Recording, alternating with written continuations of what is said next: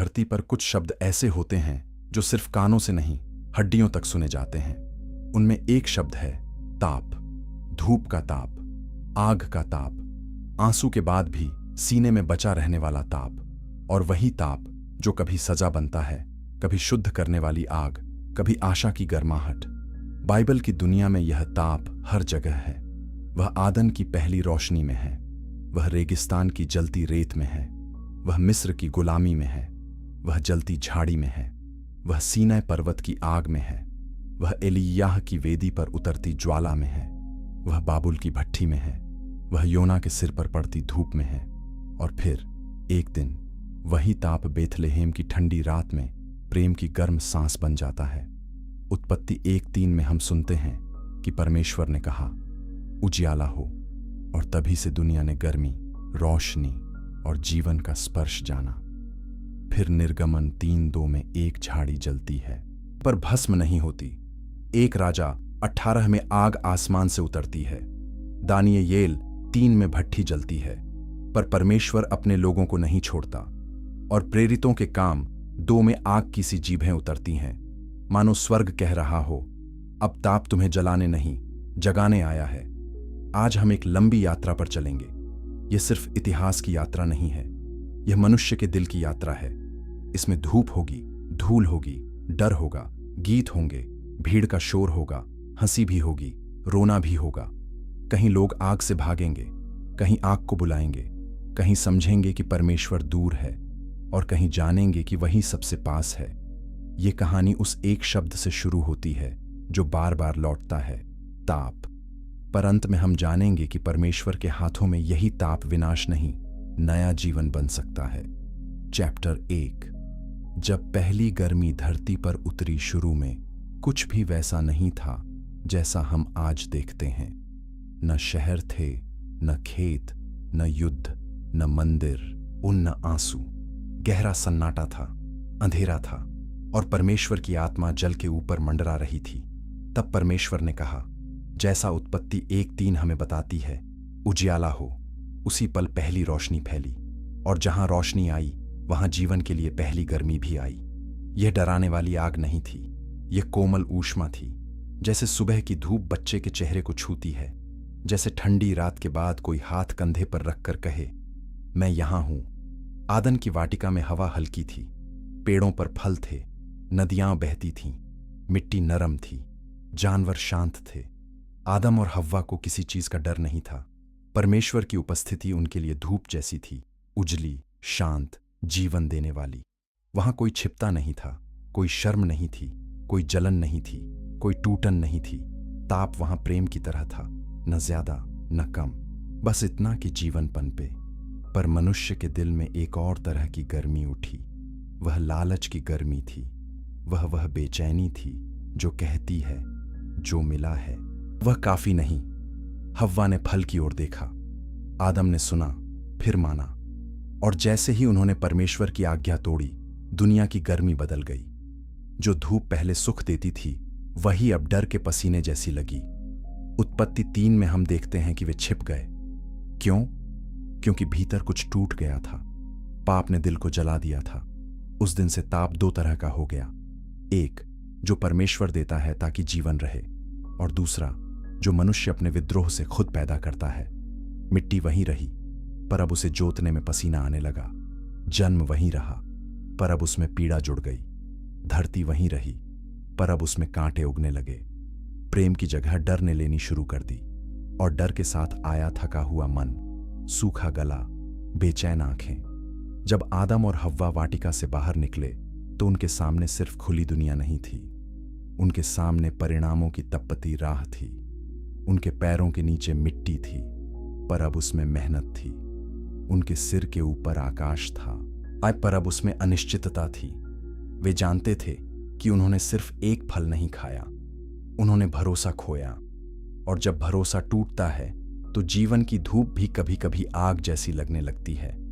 फिर भी परमेश्वर ने उन्हें पूरी तरह नहीं छोड़ा। उसने उन्हें ढका, उसने उनके लिए वस्त्र बनाए। यही बाइबल का पहला कोमल रहस्य है। न्याय आया पर दया भी साथ आई। मनुष्य बाहर गया पर परमेश्वर की नजर पीछे नहीं हटी। ये वही गर्मी थी जो दंड के बीच भी आशा की राख को बुझने नहीं देती। आदन का द्वार बंद हुआ, पर वादा जीवित रहा। कई पीढ़ियां बीतीं, धरती पर शहर बने, लोग बढ़े, पाप भी बढ़ा। कभी हिंसा का ताप उठा, कभी घमंड का, कभी खून का, पर हर अंधेरे के बीच कहीं न कहीं एक परिवार, एक वेदी, एक प्रार्थना, एक याद बची रही कि परमेश्वर अभी भी दुनिया से मुंह नहीं मोड़ा है। और फिर इसी लंबी मानवीय थकान के बीच एक दिन परमेश्वर ने एक आदमी को बुलाया। वह बुलाहट भी धूप के नीचे आई। वह आदमी था अब्राहम, और उसके साथ शुरू हुआ वादे का अगला सफर। चैप्टर 2, धूप के नीचे दिया गया वादा। उस आदमी का नाम पहले अब्राम था। वह कोई जवान योद्धा नहीं था। वह एक लंबी यात्रा का थका हुआ इंसान था। उसने बहुत कुछ देखा था, शहरों की चालाकी भी, परिवार की जटिलता भी, दिल की खाली जगह भी। उसकी पत्नी सारै थी, और उनके घर में एक चुप पीड़ा थी, संतान नहीं थी। बाहर की दुनिया चलती रहती थी, पर घर के भीतर एक खालीपन था जो अक्सर चुपचाप जलता है। यह भी एक तरह का ताप था, किसी के न समझने वाला ताप। तब परमेश्वर ने कहा, जैसा उत्पत्ति 12 हमें बताती है, अपने देश, अपने कुटुंब और अपने पिता के घर से निकलकर उस देश में जा जो मैं तुझे दिखाऊंगा। यह बुलाहट आसान नहीं थी। कहीं का साफ नक्शा नहीं दिया गया, बस आवाज दी गई। सोचिए कितना कठिन होता है चल पड़ना, जब राह साफ न हो। पर अब्राम ने कदम बढ़ाया। कभी कभी विश्वास ठंडी समझ से नहीं, जलते भरोसे से चलता है। वह चला। उसके साथ परिवार, पशु, सेवक, तंबू और उम्मीद चली।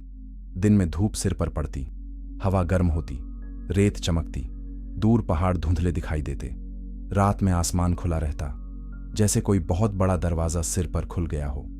दिन थकाता, रात सोचने देती, और इन दोनों के बीच अब्राम का दिल सीख रहा था कि परमेश्वर का वादा हमेशा जल्दी नहीं खुलता। कभी कभी वह धूप में धीरे धीरे पकता है। कनान की धरती पर पहुंचकर उसने वेदी बनाई। यह बहुत गहरी बात है।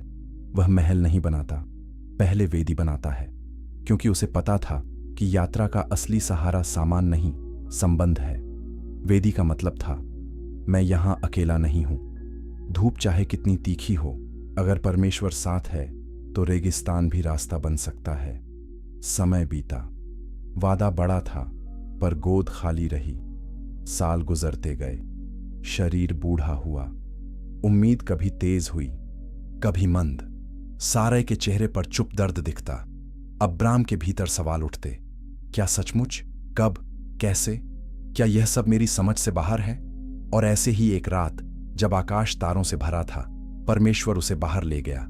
उत्पत्ति 15 में लिखा है कि परमेश्वर ने कहा, आकाश की ओर देख, यदि तू तारों को गिन सके तो गिन। फिर उसने कहा, तेरा वंश ऐसा ही होगा।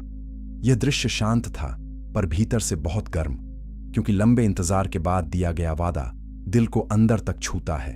तारों की ठंडी चमक के बीच एक अदृश्य आग जल रही थी, विश्वास की आग। अब्राम ने उस परमेश्वर पर भरोसा किया जिसे वह पूरा समझ नहीं सकता था, और यही भरोसा उसके लिए गिना गया। फिर भी उसकी कहानी सीधी नहीं चली। मिस्र गया, डर गया, गलती की, अपने ही बचाव में सच को मोड़ दिया। यह हमें बताता है कि विश्वास वाले लोग भी कांपते हैं, वे भी धूप में थकते हैं, वे भी अपने डर से हारते हैं। लेकिन परमेश्वर की दया कमजोर लोगों के लिए ही तो इतनी अद्भुत है। वह अब्राम को छोड़ नहीं देता। वह उसे संभालता है, सिखाता है, फिर उठाता है। समय के साथ उसका नाम अब्राहम हुआ, सारै का नाम सारा हुआ, और जिस घर में इतने वर्षों तक प्रतीक्षा का मौन था, वहां हंसी लौटी।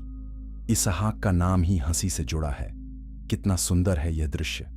जहां कभी खालीपन का ताप था, वहीं अब वादे की गर्माहट थी।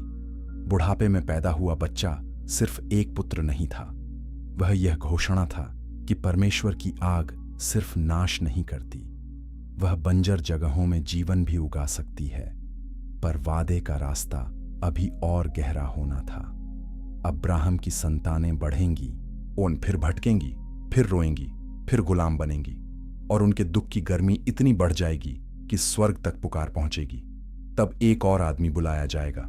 वह महल में पलेगा, रेगिस्तान में टूटेगा, और एक दिन आग से सामना करेगा। उसका नाम होगा मूसा। चैप्टर 3, गुलामी की भट्ठी और जलती झाड़ी अब्राहम के वंशज बढ़े, जैसे परमेश्वर ने कहा था।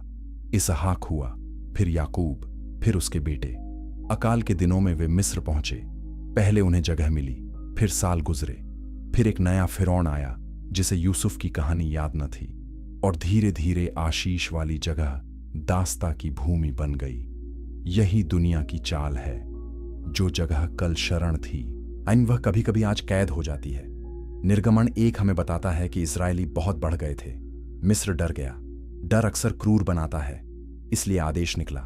काम बढ़ा दिया गया। ईंटें बनाओ, शहर बनाओ, उठाओ, ढो, झुको, फिर उठो, फिर झुको। धूप सिर पर रहती, मिट्टी पैरों में चिपकती, पीठ पर कोड़े पड़ते, सांस में धूल जाती। यह सिर्फ मेहनत नहीं थी, यह मनुष्य को तोड़ने की मशीन थी। सचमुच यह गुलामी की भट्ठी थी। और इसी समय एक बालक जन्मा। उसकी मां ने उसे छिपाया, फिर सरकंडों की टोकरी में रखा, नील के जल पर छोड़ दिया। बच्चा बहता गया, जैसे छोटी सी आशा बड़े डर के बीच रास्ता खोज रही हो। वही बालक मूसा था। वह फिरौन के घर में पला। उसने 2 दुनियाएं देखीं, महल की ठंडक और अपने लोगों की जलती हुई पीड़ा। यह दोहरी पहचान उसके भीतर हमेशा रही। एक दिन उसने एक मिस्री को एक इब्रानी को मारते देखा। उसके भीतर दबा हुआ ताप फूट पड़ा। उसने मिस्री को मार डाला, फिर डर कर भाग गया। जो आदमी अपने लोगों को छुड़ाने का सपना देख सकता था, वही आदमी अब रेगिस्तान में भेड़ें चराने लगा। मिद्यान की भूमि में उसका जीवन धीमा हो गया। कभी कभी परमेश्वर मनुष्य को भीड़ से निकालकर सुनसान में ले जाता है, ताकि वह पहले खुद टूटे, फिर ठीक हो। साल बीते। मूसा शायद सोचता होगा कि उसकी बड़ी कहानी खत्म हो चुकी है, पर परमेश्वर अक्सर वहीं से शुरू करता है जहां मनुष्य समझता है कि सब समाप्त हो गया। एक दिन वह होरेब पर्वत के पास गया। वहां उसने एक अजीब दृश्य देखा। निर्गमन 3:2 कहता है कि प्रभु का दूत आग की ज्वाला में झाड़ी के बीच दिखाई दिया। झाड़ी जल रही थी, पर भस्म नहीं हो रही थी। मूसा रुक गया। उसकी आंखें ठहर गईं, उसके कदम धीमे हो गए। तब आवाज आई, मूसा, मूसा। और उसने कहा, मैं यहां हूं। परमेश्वर ने कहा, अपने जूते उतार, क्योंकि जिस जगह तू खड़ा है वह पवित्र भूमि है। कितनी गहरी बात है। वही आग जो दूसरे समय डराती यहां बुला रही थी। वही ताप जो मिस्र में दास्ता की भट्ठी था, यहां परमेश्वर की उपस्थिति बन गया। मूसा ने चेहरा ढक लिया। वह डर गया, पर उस डर में भी खिंचाव था। वह भाग नहीं रहा था, वह सुन रहा था। फिर परमेश्वर ने कहा कि उसने अपने लोगों का दुख देखा है, उसने उनकी पुकार सुनी है, उसने उनके आंसू जाने हैं। यह वाक्य उन सबके लिए अनमोल है जो लंबे समय से दर्द में हैं। परमेश्वर दूर बैठा हुआ दर्शक नहीं है, वह सुनता है, वह देखता है, वह उतरता है। और फिर उसने मूसा से कहा, मैं तुझे फिरौन के पास भेजता हूं। मूसा हिल गया। उसने बहाने दिए, मैं कौन हूं? अगर वे न माने तो? मैं बोलने में धीमा हूं। यह सब बहुत मानवीय है। जब बुलाहट बड़ी होती है तो इंसान अपनी छोटी ताकत पहले देखता है, लेकिन परमेश्वर ने ताकत का वादा नहीं किया, उसने अपनी उपस्थिति का वादा किया। मैं तेरे संग रहूंगा। यही सब बदल देता है। मूसा के हाथ में लाठी थी, दिल में डर था, पर साथ में परमेश्वर था। अब मिस्र की भट्ठी का सामना होना था। अब ताप से भागना नहीं था। अब उसे उसी आग के बीच लौटना था जहां से वह कभी भागा था। और जब मूसा वापस चला, तब रेगिस्तान की हवा भी शायद अलग लग रही थी। वह अकेला चरवाहा बनकर नहीं लौट रहा था, वह संदेश लेकर लौट रहा था। आगे फिरौन का घमंड था, नील था, विपत्तियां थीं, रक्त था, अंधकार था, और एक लंबी रात थी जिसके बाद मुक्ति की सुबह आने वाली थी। पर मुक्ति का रास्ता हमेशा आसान नहीं होता। कभी कभी समुद्र तक पहुंचने से पहले दर्द की गर्मी और बढ़ जाती है। चैप्टर 4। समुद्र के बाद की धूप। मूसा फिरौन के सामने खड़ा हुआ। उसने कहा, मेरे लोगों को जाने दे। पर घमंडी दिल जल्दी नहीं झुकते। मिस्र ने शक्ति पर भरोसा किया। सिंहासन पर बैठा आदमी सोचता था कि वह खुद अपने भाग्य का देवता है। तब विपत्तियां आईं, जल रक्त हुआ, मेंढक आए, अंधकार छाया, और आखिरकार वह रात आई जब हर घर पर फैसला उतरा। निर्गमन 12 हमें बताता है कि मेमने का लहू चिन्ह बना। जहां लहू था वहां बचाव था, जहां नहीं था ओनी वहां रोना था। उस रात इस्राएल निकल पड़ा। जल्दी में रोटी बनी, गठरियां उठीं, बच्चे जगाए गए, बूढ़ों को सहारा दिया गया, पशु भी साथ चले। लोग पीछे मुड़कर देखने से डरते थे। चारों ओर बेचैनी थी, पर यह बेचैनी निराशा की नहीं, प्रस्थान की थी। लंबे समय की गुलामी के बाद पहला कदम भी कांपता है। आजादी अचानक आती है तो मन को समझने में समय लगता है। फिर वे समुद्र के किनारे पहुंचे। सामने जल, पीछे मिस्र की सेना। यहीं बहुत लोग टूट जाते हैं। जब वे मिस्र में थे तो उन्हें लगता था कि निकल जाई तो सब ठीक हो जाएगा, पर अब बाहर आकर भी संकट सामने था। उन्होंने मूसा से शिकायत की। डर ने फिर शब्द पाए। क्या मिस्र में कब्रें कम थीं? यह मनुष्य का पुराना स्वभाव है। कभी कभी हम उसी कैद को सुरक्षित समझने लगते हैं जिससे बाहर निकलने के लिए हमने रोया था। पर मूसा ने कहा, जैसा निर्गमन 14:13 याद दिलाता है, मत डरो, स्थिर रहो और प्रभु का उद्धार देखो। फिर समुद्र बंटा। पानी दीवारों की तरह खड़ा हुआ। लोग बीच के सूखे रास्ते से चले। बच्चे अपनी मांओं से चिपके होंगे, बूढ़े डगमगाते हुए चले होंगे। सैनिकों की आवाज पीछे से आती होगी, हवा तेज रही होगी और लोगों के दिल धड़कते होंगे। यह किसी गीत से कम न रहा होगा, डर और आश्चर्य का एक साथ बजता संगीत। जब वे पार हो गए और सेना डूब गई, तब पहली बार आजाद लोगों की आवाज खुली। निर्गमन 15 में मूसा और मिरियम ने गीत गाया।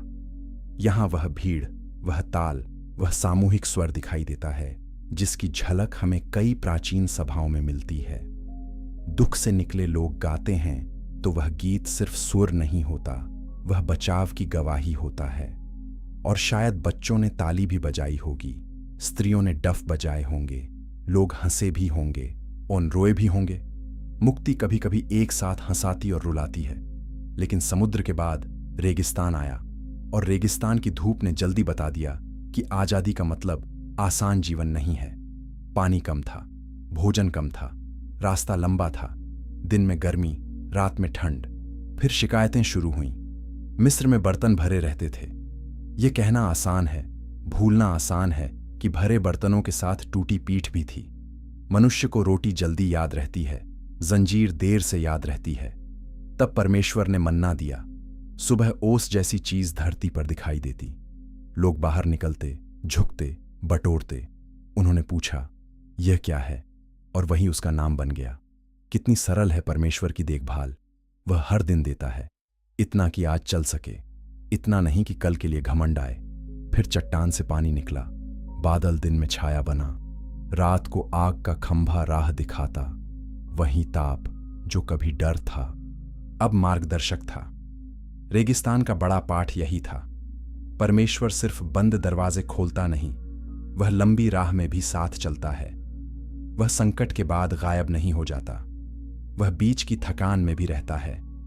यह बात जानना बहुत जरूरी है, क्योंकि समुद्र का चमत्कार एक दिन का था, पर रेगिस्तान की परीक्षा सालों की थी। और इसी रेगिस्तान में एक दिन लोग एक पर्वत के नीचे खड़े हुए। पर्वत धुएं से भर गया, बिजली चमकी, गर्जन हुआ, आग उठी, हवा कांपी। यह कोई साधारण पहाड़ नहीं था, यह वह स्थान था जहां परमेश्वर अपने लोगों से वाचा बांधने वाला था। धूप की परीक्षा के बाद अब आग की शिक्षा आने वाली थी। चैप्टर 5। आग वाला पहाड़ सीनै पर्वत के नीचे खड़े लोग अभी भी भीतर से दास्ता के घाव लिए हुए थे। वे आजाद तो हो गए थे, पर आजादी सीखनी बाकी थी। इसी समय प्रभु ने उन्हें अपने पास बुलाया। निर्गमन 19 कहता है कि पर्वत धुएं से भर गया, क्योंकि प्रभु आग में उस पर उतरा था। धरती कांप रही थी, तुरही की ध्वनि तेज होती जा रही थी। लोग दूर खड़े थे। बच्चों ने अपनी माँओं का हाथ पकड़ा होगा, बूढ़ों ने सिर झुका लिया होगा। सब समझ गए होंगे, परमेश्वर पास है और वह खेल नहीं है। आग वाला यह पहाड़ सिर्फ डराने के लिए नहीं था, यह बताने के लिए था कि यह नया जीवन नियम के बिना नहीं चलेगा। मुक्ति मिली है, पर अब दिशा भी चाहिए, इसलिए आज्ञाएं दी गईं। मेरे सिवा तुझे दूसरे देवता न हो, हत्या न करना, चोरी न करना, झूठी गवाही न देना, यह सिर्फ कानून नहीं थे, यह टूटी हुई दुनिया को फिर से जीने के तरीके थे। जैसे कोई पिता बच्चों को कहे, अगर तुम्हें सचमुच जीना है तो इस रास्ते पर चलो। मूसा पर्वत पर गया, बादल के भीतर गया और लोग नीचे इंतजार करते रहे। लेकिन इंतजार मनुष्य को कठिन लगता है। जब परमेश्वर दिखता नहीं, तब हम जल्दी से कोई दिखाई देने वाली चीज ढूंढने लगते हैं। यही इज़राइल ने किया। मूसा देर करता दिखा तो लोगों ने हारून से कहा, हमारे लिए देवता बना। कितना दुखद है यह क्षण। जिन लोगों ने समुद्र को फटते देखा, वही अब पिघले सोने के सामने झुक गए। सोने का बछड़ा बना, गीत हुआ, नाच हुआ, भीड़ में शोर उठा। कुछ जगह हंसी भी रही होगी, उत्साह भी, ताली भी। बाहर से देखो तो यह एक बड़ा उत्सव लगता है, पर भीतर से यह गहरा धोखा था। मनुष्य ने परमेश्वर की आग छोड़कर अपने हाथों की चमक चुन ली। यही मूर्ति पूजा है। वह कहती है, जो मैं बना सकूं वही मेरा सहारा होगा। पर मनुष्य के हाथ का बनाया देवता मनुष्य के डर को नहीं उठा सकता। जब मूसा नीचे उतरा, उसने वह दृश्य देखा। वह टूट गया, उसका क्रोध जल उठा, पट्टियां टूटी, लोग कांपे। वह दिन बहुत कड़ा था। लेकिन प्रेम कभी कभी कठोर भी दिखता है, ये क्योंकि वह विनाश को हंसकर नहीं देख सकता। फिर भी कहानी यहीं खत्म नहीं हुई। मूसा ने प्रार्थना की, उसने लोगों के लिए विनती की। उसने कहा कि प्रभु इन लोगों को छोड़ न दे। यहां हम एक मध्यस्थ का दिल देखते हैं, जो खुद जलता है ताकि दूसरों को दया मिले। फिर परमेश्वर ने फिर से बात की। दंड था पर त्याग नहीं था। वाचा घायल हुई पर मिटाई नहीं गई। यही बात बाइबल बार बार दिखाती है। मनुष्य टूटता है, भटकता है, बदलता है, पर परमेश्वर की दया बार बार दरवाजा खोलती है। पहाड़ की आग न्याय की थी, पर उसी में दया की चमक भी थी। इसके बाद तंबू बनाया गया, मिलाप वाला तंबू। वहां परमेश्वर की महिमा उतरती थी। आग का खंभा और बादल अब सिर्फ दूर का आश्चर्य नहीं थे, वे बीच में रहने वाली उपस्थिति थे। यह बहुत सुंदर बात है। पवित्र परमेश्वर सिर्फ पर्वत की चोटी पर रहना नहीं चाहता, वह अपने लोगों के बीच डेरा डालना चाहता है। फिर भी सालों तक इस्राएल का दिल सीखता रहा, भूलता रहा, फिर सीखता रहा। कभी वे मानते, कभी मुड़ जाते, कभी रोते, कभी विद्रोह करते। यही मनुष्य का इतिहास है। और जब लोग परमेश्वर की गर्माहट छोड़ देते हैं तो दुनिया फिर सूखने लगती है। न्यायियों का समय आया, अराजकता बढ़ी। हर कोई अपनी आंखों में सही लगने वाली राह पर चलने लगा। धरती पर फिर एक सूखा फैलने लगा, सिर्फ खेतों में नहीं, दिलों में भी। चैप्टर 6, सूखी धरती, भूले हुए दिल।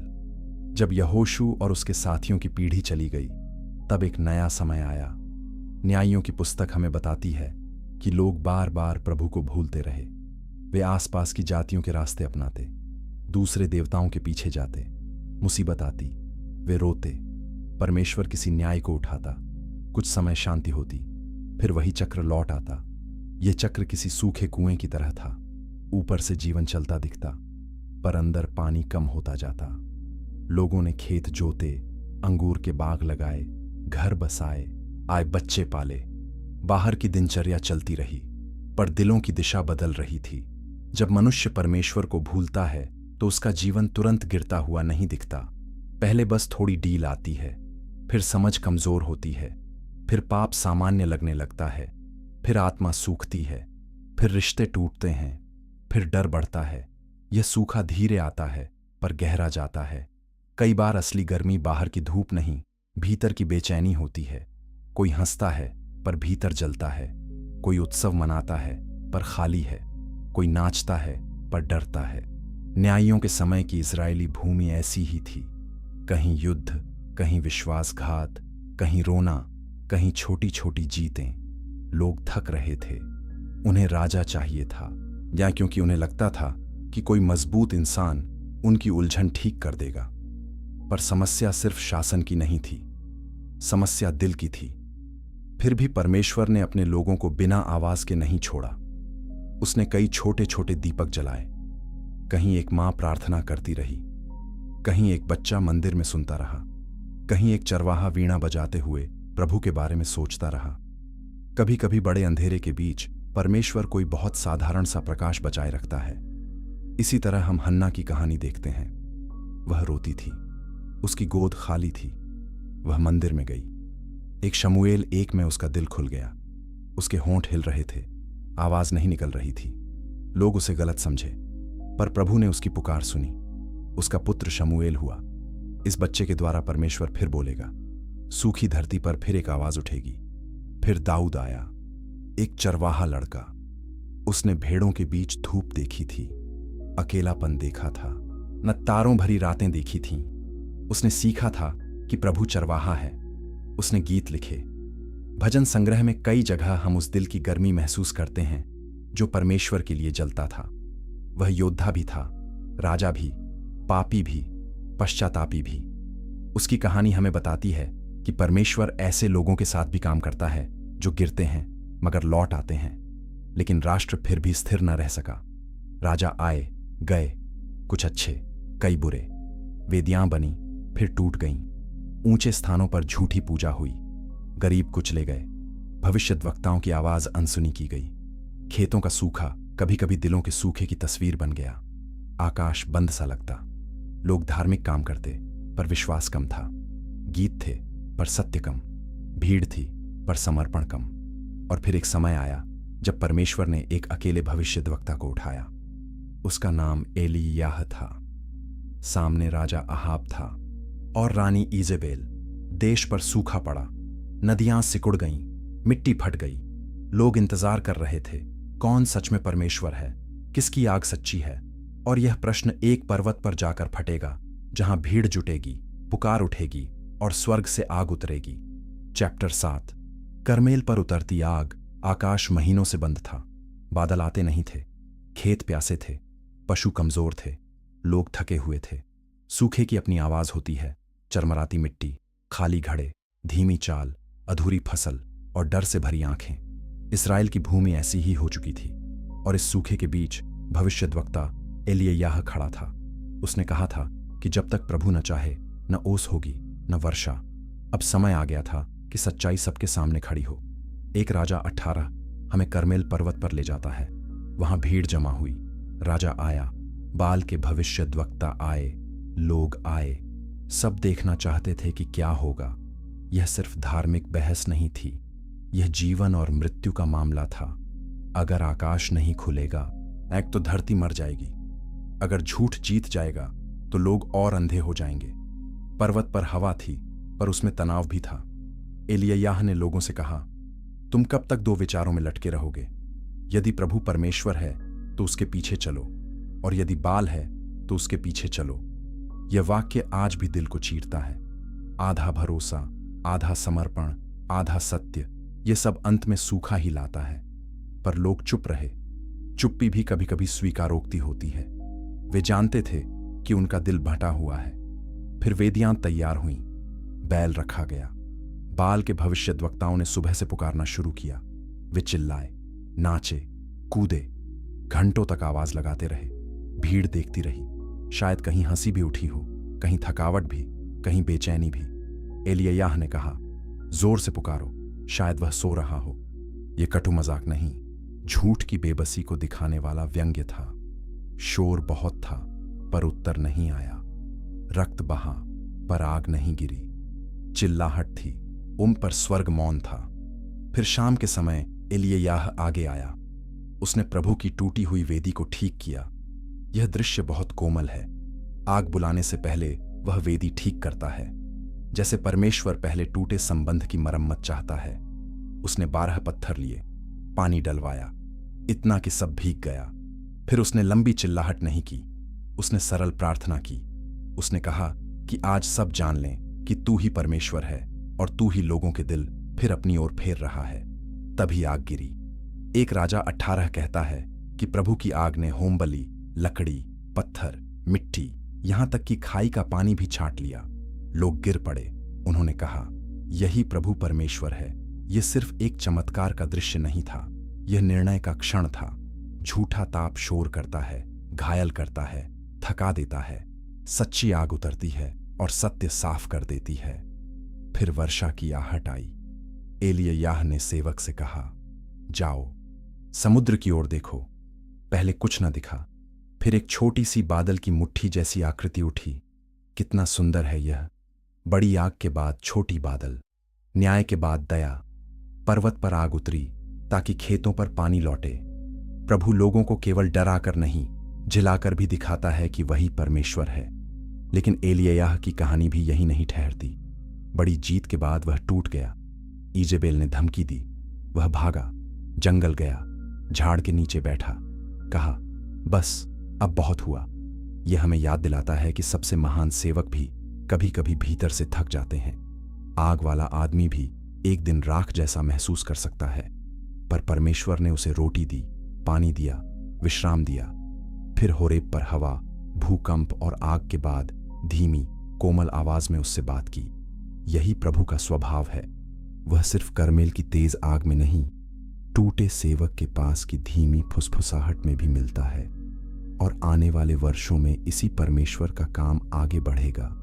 जबकि इस्राएल और यहूदा अपने चुनावों के फल भुगतेंगे, अंत में कुछ लोग दूर देश बाबुल ले जाए जाएंगे। वहां फिर आग होगी, पर इस बार भट्ठी की आग। चैप्टर 8। भट्ठी के भीतर चौथा पुरुष यरूशलेम ने चेतावनियां सुनी, पर सबने नहीं मानी। भविष्यद्वक्ताओं ने पुकारा, पर बहुतों ने कान बंद रखे। फिर वह समय आया जब बाबुल की शक्ति उठी। नगर घिरा, दीवारें टूटीं, मंदिर की महिमा पर धूल जमी।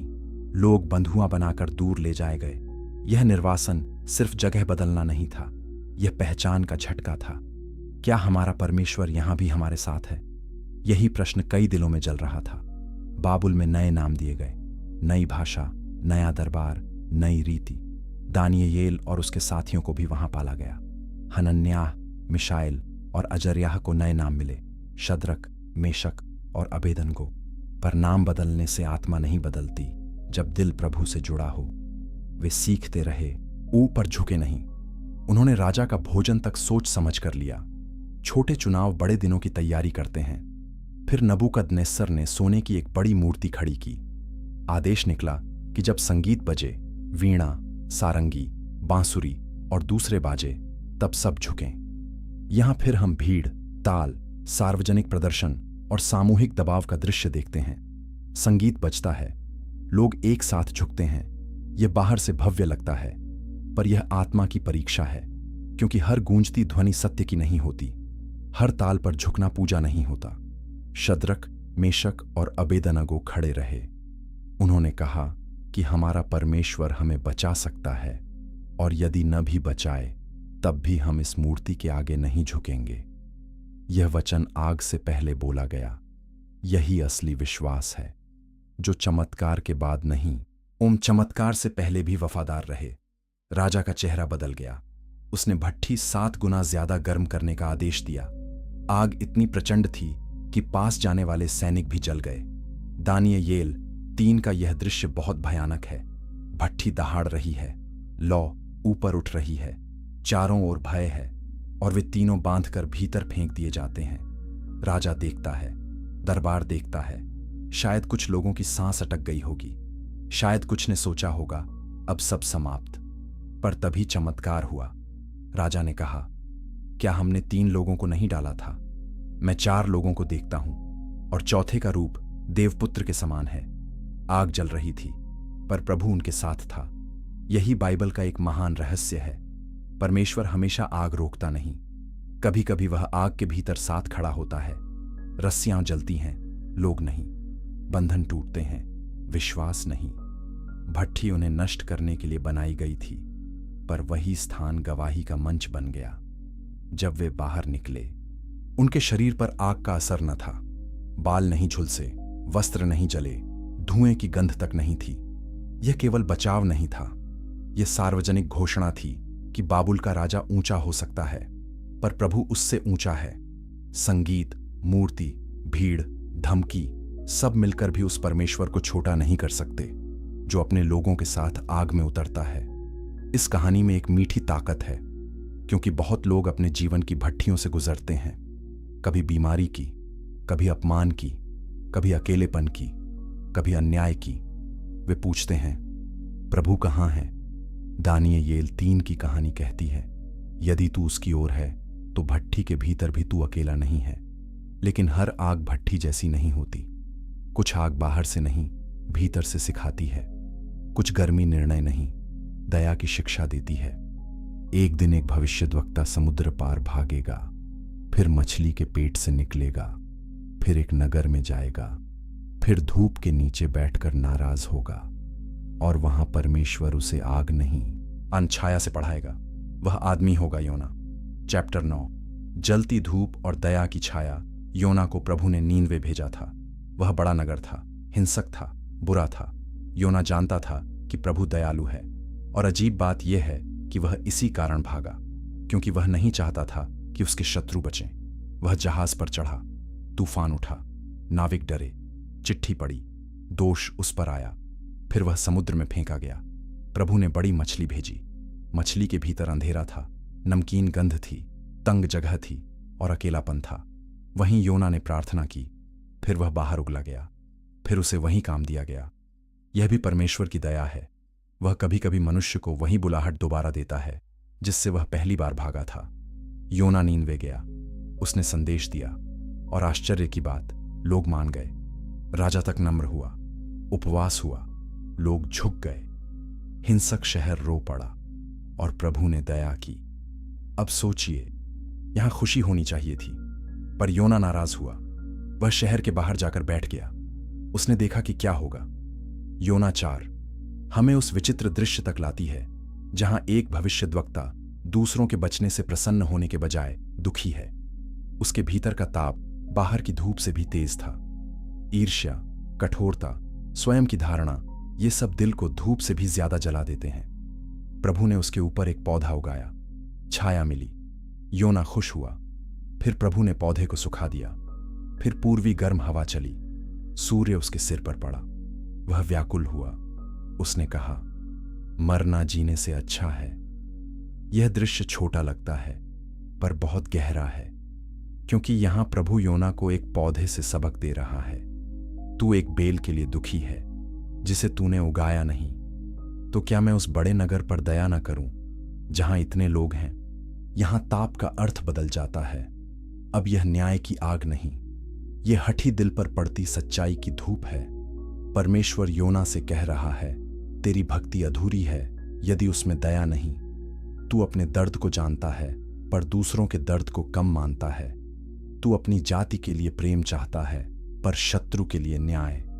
पर मेरा दिल बड़ा है, मैं दुष्टता से घृणा करता हूं, पर पश्चाताप करने वाले मनुष्य पर दया करता हूं। हम सब में थोड़ा योना होता है। हम चाहते हैं कि परमेश्वर हमें जल्दी माफ करे, पर दूसरों को कठिन परीक्षा दे। हम अपने आंसू सही मानते हैं, पर दूसरों की पुकार पर शक करते हैं। इसलिए योना की धूप हमारे लिए भी है। वह पूछती है, क्या तुम्हारा दिल मेरे दिल जैसा हो रहा है? क्या तुम सिर्फ सच बोलना चाहते हो या सच के साथ दया भी रखना चाहते हो? नीनवे की दीवारों के पीछे लोग नई सांस ले रहे थे। शहर पर फैसला टल गया। किसी मां ने अपने बच्चे को गले लगाया होगा, किसी बूढ़े ने राहत की सांस ली होगी, किसी हिंसक आदमी ने पहली बार शांति से सिर झुकाया होगा, और शहर के बाहर एक भविष्यद्वक्ता अभी भी सीख रहा था कि परमेश्वर का हृदय कितना विशाल है। समय आगे बढ़ा, साम्राज्य उठे और गिरे, भविष्यद्वक्ताओं की आवाज चलती रही। और फिर जब दुनिया रोमी शासन के नीचे थी, जब लोगों के दिल फिर प्रतीक्षा से भरे थे, तब एक ठंडी रात में एक नई गर्माहट धरती पर आई। इस बार वह रेगिस्तान की धूप नहीं थी, न करमेल की ज्वाला, न बाबुल की भट्ठी। यह एक शिशु की सांस थी। बेथलेहेम में आशा जन्मी। चैप्टर 10। ठंडी रात में जन्मी गर्म आशा। उस रात हवा ठंडी थी। बेथलेहेम कोई बड़ा नगर नहीं था। वहां राजमहलों की चमक नहीं थी, पर इतिहास की सबसे कोमल और सबसे बड़ी घटनाओं में से एक वहीं होने वाली थी। यूसुफ और मरियम यात्रा करके पहुंचे थे। जगह कम थी, आराम कम था, पर समय पूरा हो चुका था। लूका 2 हमें बताता है कि मरियम ने अपने पहलौठे पुत्र को जन्म दिया, उसे कपड़ों में लपेटा और चरनी में लिटाया। दुनिया ने उस क्षण शोर नहीं किया। कोई बड़ी सेना नहीं आई, कोई सम्राट झुका नहीं, कोई महल का दरवाजा नहीं खुला। सिर्फ एक बालक, एक मां, एक देखता हुआ पिता, पास जानवरों की हलचल, घास की गंध, रात की नमी और एक ऐसी शांति जिसमें स्वर्ग खुद झुक रहा था। यहां ताप का नया रूप आया, प्रेम की गर्मी। परमेश्वर दूर से संदेश नहीं भेज रहा था, वह स्वयं मनुष्य के बीच आ रहा था। पास के खेतों में चरवाहे थे, वे रात की रखवाली कर रहे थे। अचानक प्रकाश चमका, स्वर्गदूत प्रकट हुए। वे डर गए, पर संदेश यह था, डरो मत। फिर स्वर्गीय सेना ने परमेश्वर की महिमा गाई। कितना सुंदर है, इतिहास बदल रहा है, और सबसे पहले समाचार विद्वानों को नहीं, चरवाहों को मिलता है। यह बताता है कि प्रभु की गर्माहट छोटे और साधारण लोगों तक भी पहुंचती है। चरवाहे दौड़े, उन्होंने बालक को देखा, फिर लौटते हुए महिमा की। हो सकता है उनकी आवाज में वही सादा खुशी रही हो, जैसी किसी गांव में अच्छी खबर फैलने पर होती है। कोई भारी भाषा नहीं, बस सच्चा आनंद। उन्होंने जो देखा वही कहा। इस तरह आशा का गीत लोगों के बीच फैलने लगा। कुछ समय बाद पूर्व से ज्योतिषी आए। उन्होंने तारा देखा था। वे दूर से चले, सोना, लोबान, गंधरस लाए। उन्होंने बालक को देखा और दंडवत किया। यहां हम देखते हैं कि यह बालक केवल एक परिवार की सांत्वना नहीं, राष्ट्रों की आशा है। फिर भी उसका आरंभ बहुत नम्र था। यही परमेश्वर का तरीका है, वह अक्सर महिमा को विनम्रता के वस्त्र पहनाता है। बालक बड़ा हुआ, उसने नासरत की साधारण गलियों में चलना सीखा। उसने काम किया, उसने लोगों को देखा, उसने संसार की धूल, पसीना, भूख, थकान सब अपने जीवन में छुआ। जब वह सेवा में आया तो उसने बीमारों को छुआ, टूटी आत्माओं को उठाया, पापियों के साथ बैठा, बच्चों को अपने पास आने दिया। यूहन्ना 1:5 कहता है कि ज्योति अंधकार में चमकती है, और यह ज्योति अब मनुष्यों के बीच चल रही थी। गलील की धूप के नीचे उसने दृष्टांत सुनाए, झील के किनारे उसने भीड़ को सिखाया, पहाड़ी पर बैठकर उसने कहा, धन्य हैं वे। उसने भूखों को खिलाया, आंधी को शांत किया, कोढ़ी को छुआ, रोती हुई बहन के घर में गया। शोक के बीच उसने कहा, मैं पुनरुत्थान और जीवन हूं। उसका स्पर्श ठंडे दिलों में गर्मी लाता था, उसकी उपस्थिति डरते लोगों में साहस लाती थी। लेकिन जितनी गर्माहट वह लाया, उतना ही विरोध भी जागा। अंधकार प्रकाश को पसंद नहीं करता। धार्मिक घमंड, राजनीतिक डर, भीड़ की बदलती राय, सब धीरे धीरे एक जगह जमा होने लगे। यह बालक जो चरनी में आया था, अब क्रूस की ओर बढ़ रहा था। उसके प्रेम की आग अंत तक जाएगी, और एक दिन दोपहर की धूप के नीचे दुनिया अपने सबसे भारी घंटे में प्रवेश करेगी। चैप्टर 11, दोपहर का क्रूस। और बुझती नहीं प्रेम की आग यरूशलेम पर्व के दिनों में भरा हुआ था। लोग आए थे, रास्ते भरे थे, बातें हो रही थीं, आशाएं भी थीं, साजिशें भी। यीशु ने नगर में प्रवेश किया। लोगों ने डालियां बिछाईं, कुछ ने जय जयकार की। पर वही शहर जल्द ही बदलेगा। भीड़ का मन कभी कभी बहुत जल्दी बदल जाता है। जो आज स्वागत करती है वह कल चुप भी रह सकती है, और कभी कभी विरोध भी कर सकती है। ऊपरी कमरे में उसने अपने चेलों के साथ भोजन किया, रोटी तोड़ी, कटोरा दिया। उसने प्रेम की बात की, सेवा की बात की, विश्वासघात की भी बात की। फिर वह गतसमनी गया। रात भारी थी। उसने प्रार्थना की। उसका मन अत्यंत उदास था। उसने कहा कि यदि हो सके तो यह कटोरा टल जाए, फिर भी मेरी नहीं, तेरी इच्छा पूरी हो। यहां हम देखते हैं कि प्रेम आसान रास्ता नहीं चुनता, वह कठिन आज्ञाकारिता चुनता है। फिर गिरफ्तारी हुई, झूठे आरोप लगे, कोड़े पड़े, कांटों का मुकुट रखा गया। सैनिकों ने मजाक किया, कुछ हंसे भी होंगे। दुनिया कई बार पवित्र चीजों के सामने भी हंस देती है, क्योंकि वह पहचान नहीं पाती कि उसके सामने कौन खड़ा है। फिर यीशु को क्रूस पर ले जाया गया। दोपहर का समय था, धूप थी, रास्ता कठिन था। उसके कंधे पर लकड़ी थी, उसके पीछे रोती हुई स्त्रियां थीं, उसके शिष्य बिखर गए थे। क्रूस पर लटकाया गया, हाथों और पैरों में कीलें, शरीर से रक्त, सांस टूटती हुई, अपमान, पीड़ा, प्यास, सब एक साथ। लेकिन सबसे गहरी बात यह थी कि वहां प्रेम ठहर गया। लूका 23 में हम सुनते हैं कि उसने कहा, पिता, इन्हें क्षमा कर। सोचिए कितना बड़ा हृदय है यह। जब मनुष्य चोट खाता है तो अक्सर वह चोट लौटाना चाहता है, पर यहां घायल प्रेम क्षमा बोल रहा है। दोपहर से अंधकार छा गया। जैसे सृष्टि खुद इस क्षण को देख रही हो। कुछ लोग देखते रहे, कुछ सिर हिलाते रहे, कुछ समझ नहीं पाए। एक अपराधी ने दया मांगी, यीशु ने उसे आशा दी। नीचे खड़ी मां ने अपने पुत्र को देखा। यह दृश्य शब्दों से भारी है। संसार का उद्धारकर्ता मर रहा था और फिर भी उसी क्षण दूसरों को संभाल रहा था। यही प्रेम की आग है। वह खुद जलती है ताकि दूसरे बचें। यूहन्ना 19 में यीशु कहता है, पूरा हुआ। यह हार की आवाज नहीं थी, यह कार्य पूर्ण होने की आवाज थी। फिर उसने प्राण छोड़े। मंदिर का पर्दा फट गया, रास्ता खुल गया। वह दूरी जो पाप ने बनाई थी अब उसके बलिदान से पार की जा सकती थी। यह कहानी का केंद्र है। सारी पुरानी आगें, वेदियों की, न्याय की, भट्ठी की, बलिदान की, सब यहां आकर जैसे अपना अर्थ पा लेती हैं। उसे कब्र में रखा गया, पत्थर लुढ़काया गया, सन्नाटा छा गया, शिष्य छिप गए, आशा जैसे ठंडी पड़ गई। पर परमेश्वर की योजनाएं कब्र की दीवारों में कैद नहीं होतीं। तीसरे दिन सुबह आई, स्त्रियां आईं, पत्थर हट चुका था। संदेश आया, वह यहां नहीं है। आई, वह जी उठा है। यह सिर्फ मृत्यु पर जीत नहीं थी, यह पूरी मानव कहानी में नई गर्मी का लौटना था।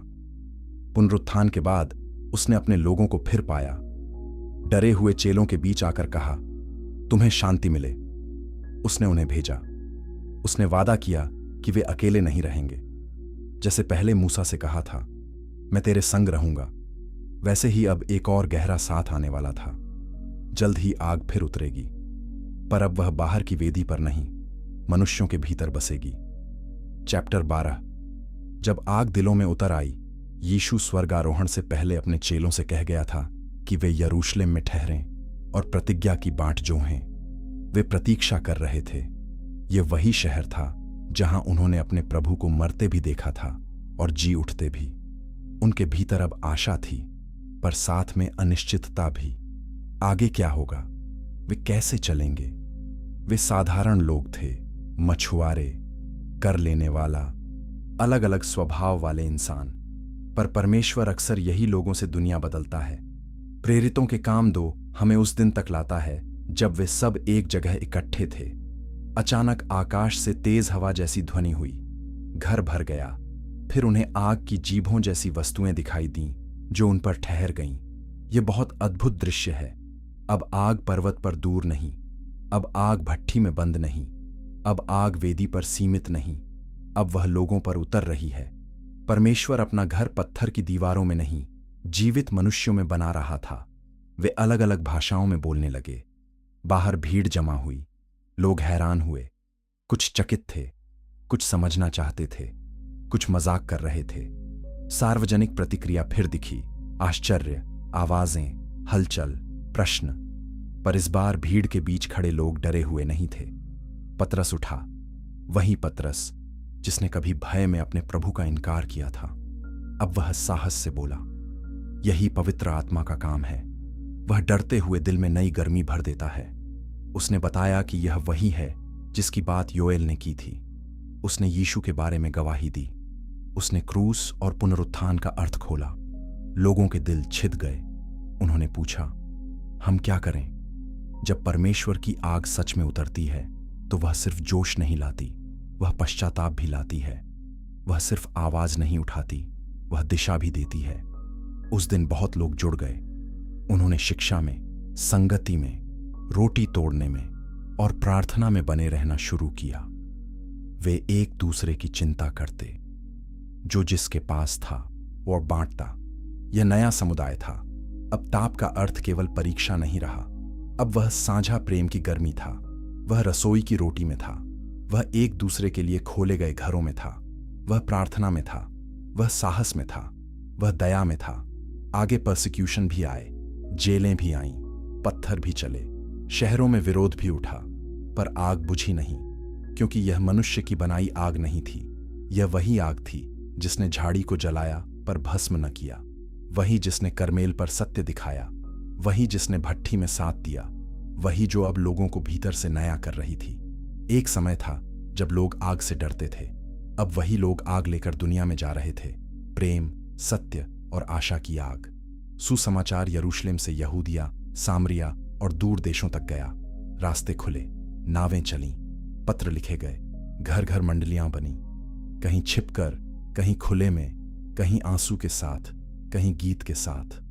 यह कहानी हमें बताती है कि परमेश्वर का काम हमेशा बड़ी सेनाओं से नहीं, जले हुए पर जीवित दिलों से आगे बढ़ता है।